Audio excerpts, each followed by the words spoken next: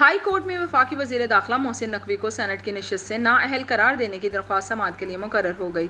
ایک رپورٹ کے مطابق قائم مقام چیف جسٹس شجاعت علی خان کل اعتراض کے ساتھ کیس پر سماعت کریں گے۔ رجسٹرار آفس نے درخواست گزار کو متاثرہ فریق نہ ہونے کا اعتراض لگایا تھا۔ واضح رہے کہ 28 جون کو درخواست شہری مشکور حسین نے ماہر قانون ندیم سرور ایڈوکیٹ کی وساطت سے اپیل دائر کی، جس میں وفاقی حکومت، وزارت داخلہ، پی سی بی اور محسن نقوی کو فریق بنایا گیا ہے۔ درخواست میں موقف اپنایا گیا ہے کہ Mohsin Naqvi chairman P C B کا عہدہ رکھتے ہوئے سینیٹر بننے کے اہل نہیں۔ مزید کہا گیا ہے کہ سینٹ کی نشست کے لیے کاغذات نامزدگی جمع کراتے وقت محسن نقوی پی سی بی کے چیئرمین تھے۔ آئین کے آرٹیکل 63 کے تحت محسن نقوی سینیٹر کے عہدے پر برقرار نہیں رہ سکتے۔ درخواست میں استدعا کی گئی ہے کہ لاہور ہائی کورٹ محسن نقوی کو سینیٹر کے عہدے سے ہٹانے کا حکم دے۔ واضح رہے کہ 5 اپریل 2024 کو الیکشن کمیشن آف پاکستان نے پنجاب، بلوچستان اور اسلام آباد سے منتخب ہونے والے سینیٹرز کے نوٹیفیکیشن جاری کیے تھے۔ پنجاب سے محسن نقوی کا آزاد حیثیت اور جنرل نشستوں پر مسلم لیگ نون کے احد چیمہ، پرویز رشید، طلال چودھری اور ناصر محمود کامیاب ہوئے، جبکہ کامیابی کا نوٹیفیکیشن جاری کیا گیا تھا۔ 6 فروری کو اس وقت کے نگران وزیر اعلیٰ پنجاب محسن نقوی کو 3 برس کے لیے چیئرمین پاکستان کرکٹ بورڈ منتخب کیا گیا تھا۔ الیکشن میں P C B board of governor میں شامل مصطفیٰ رمدے اور محسن نقوی مد مقابل تھے، تاہم مصطفیٰ رمدے نے بھی محسن نقوی کے حق میں ووٹ دیا تھا۔